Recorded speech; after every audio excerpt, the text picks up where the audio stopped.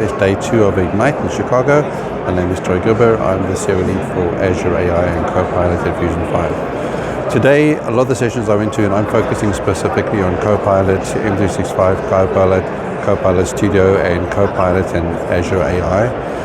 So I'm going to those sessions. There are multiple sessions happening at any given time. So Fusion 5 as a company has got 4 or 5 people here.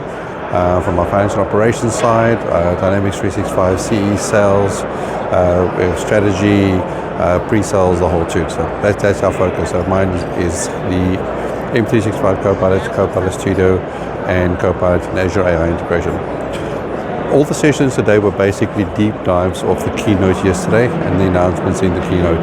The product groups specifically were demonstrating the capability of a Copilot, AI, and agents in their specific products. The sessions I went to today, and I'll sort of start backwards. Last one I went to was the SharePoint session.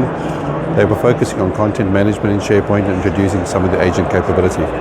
So agents in SharePoint will be available, and this is really cool. This is what they announced. Part of the big announcement is agents in SharePoint will be available from the 1st of December for everybody that has more than 50 M365 Copilot seats.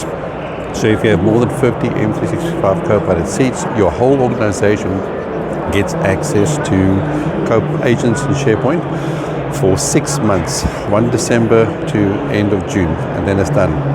From there onwards, they'll introduce a licensing model on how you license people to access those. They demonstrated the capability of building the agents. They're very easy to build. Basically, if you're in a site collection, you say create a new agent, the agent gets created, it uses the context of your permissions, and the agent file is actually a .agent file is stored in that SharePoint site collection. Okay, so that's the context it has. Once your agent's built, you sort of pick the documents you want, give it a purpose. You can then further edit it by going into edit mode and giving it more context, add additional documentation, add permissions to it. You can do different grounding. You can add sort of pre-questions, so that when the agent pops up, it has a couple of pre-built default questions that you can ask it. So very, very, very powerful, really, really cool. They're also going to be producing something called basically autofill. So you have a document in SharePoint, you click on the little agent button, and it looks at the document and says, based on what's the document, I think this is the metadata you have, based on the metadata described. So it autofills your metadata. We've asked for that for about 10, 15 years, the ability to have autocomplete based on content. There's been a lot of solutions that do that. This is now be native and be part of the Copilot integration to SharePoint. The other integration they had was some of the automation using Copilot and Power Automate. So the big message was content management inside of SharePoint is going to be massively different. It's going to be Copilot driven, it's going to be agent driven, it's going to be AI driven. So all the stuff that you were able to do in SharePoint before, but a whole bunch of AI on top of it and Copilot on top of it. So 1 December, if you have 50 seats of M365 Copilot, make sure your admin knows about it so you can switch that capability on. Jeff Tepper was leading that session, and it was a really great session.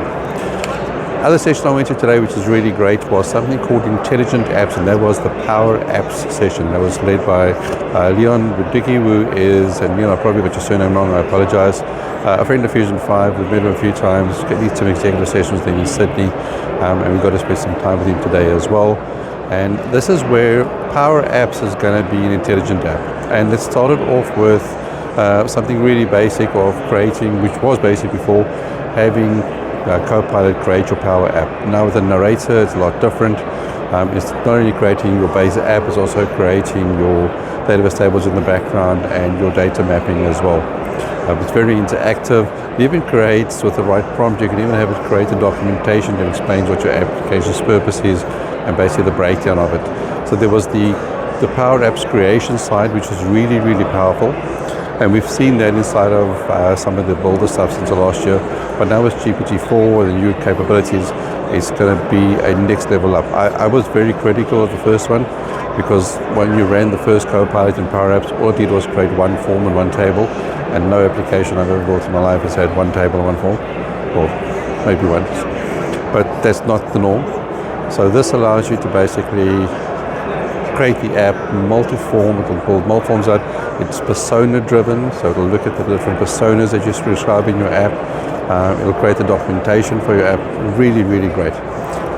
This is also going to be available, some of this capability, inside of model-driven apps. Specifically model-driven apps, you're going to have the Copilot that looks after filling in data.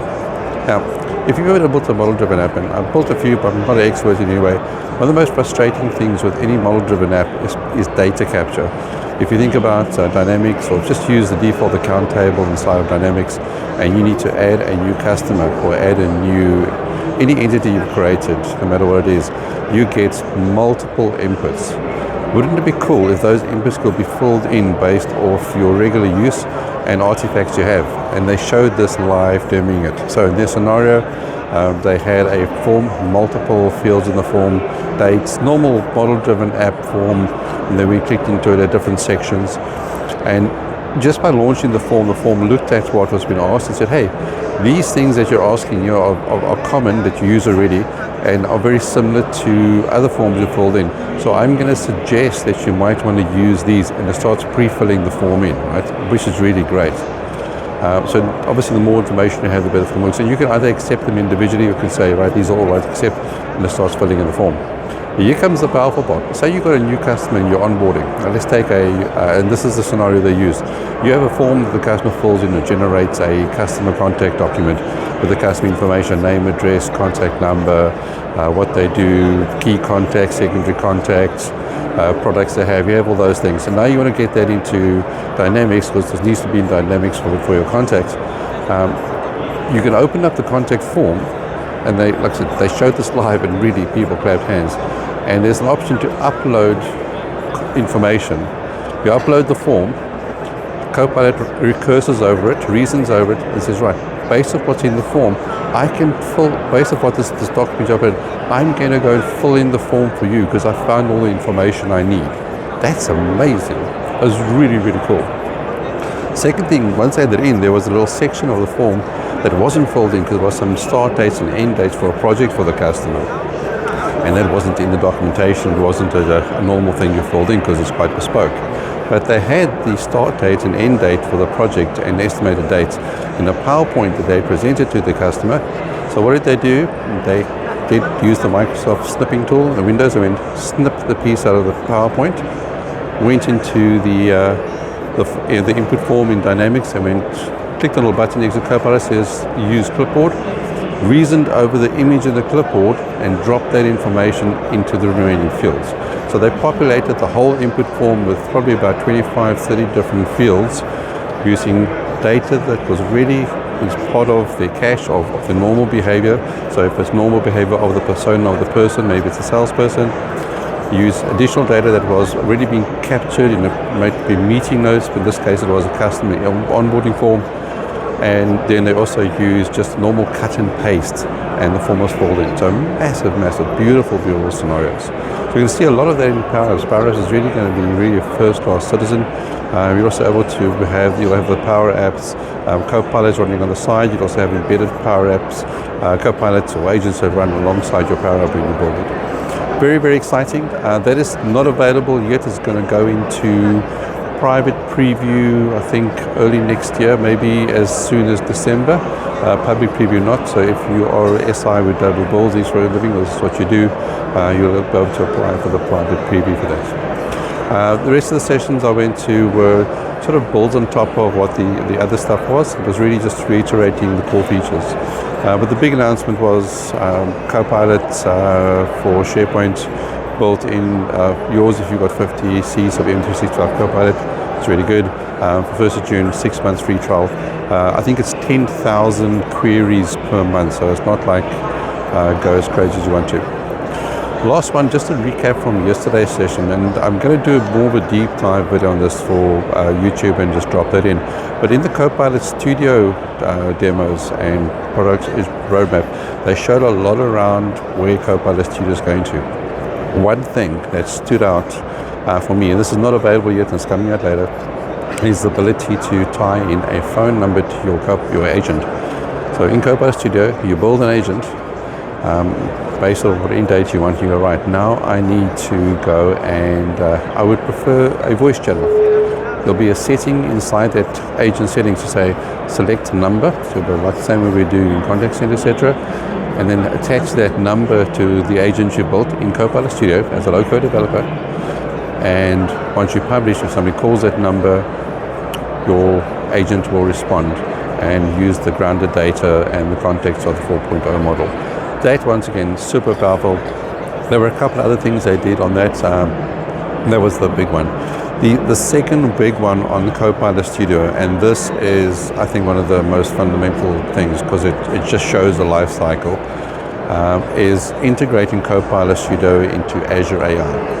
So if you've ever built anything in Copilot Studio and using generative answers, you can ground your generative answers in the data you have, SharePoint, files, websites, a couple other systems of record as well.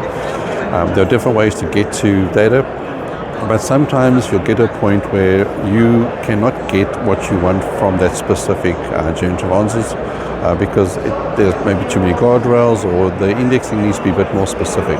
So the way we do that right now is we go to Azure AI and we create a custom index, get a vector for it.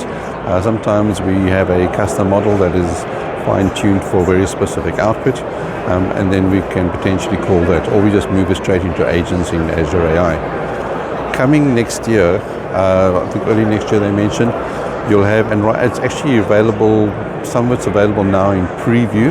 I checked in my US tenant and I was able to see it, I didn't try it out. You'll be able to do one of two things, he means. You'll either be able to connect your Copilot Studio to a vector database, into a index in Azure. So if you have data in Azure that you have a very strong ingestion pipeline and you've done all the hard work in Azure to get information into an index, you'll be able to take that index and call it from inside of Copilot Studio. So you won't have to go, it's not going to go run its RAG processor across internal stuff, it's going to run against that index. That obviously will be more fine-tuned, you'll have a ingestion pipeline that's done a cleanup, you'll have a lot more, you'll have better results and better answers because it's fine-tuned and specific for what its purpose is, and that'll then be ingested by the Copilot Studio and provide the output. So that's really powerful, that's really powerful. That's just a few clicks. All you need to do is have the endpoints, the index name, and a key, and your Bob's your uncle. The second thing is calling a custom model. So here, as I'm going through, instead of using the built-in generative answers and throwing it off to GPT-4o, I might have a custom model in the background, and it can be any of the custom models. So Llama, Mistral, doesn't matter, OpenAI, it's all good. Once the model's there, you'll have a service, and this is available now if you go to additional sources in knowledge base. You say, right, I'm going to choose Azure AI search, and you'll go Azure AI model, and you're able to call that model, specify the model, and call that model as part of your processing. So once again, any of the customizations you have around there are how the model should behave, filtering, fine-tuning, output formatting, any specific bespoke rules that you couldn't necessarily pass through the generative answers in that model, push back in the Copilot Studio. In closing, what that means for us is that Copilot Studio, when it comes to building agents, we are not going to be limited to using generative answers only as our reasoning engine. We're not going to be limited to the indexing that is done by Copilot Studio's backend or something that's inside the website index. We're able to genuinely hand off to our pro devs and say, this is a scenario, they can build a very custom model for us, custom indexing, and we can consume that as part of the process and transpose that. Really, really, really cool stuff. The rest of the day is doing some adoption stuff and spending a bit more time on the product side, and once that's done, we're good for the day. Tomorrow is a really Copilot Studio technical deep dive focus, and spending some more time on the Azure side as well. There's some news around Azure and RAG and some of the enhancements to vector storage, vector databases. Looking forward to seeing that, and that's about the rest of it. So hope this is all helpful and you're enjoying it. Kia ora, and have a good day.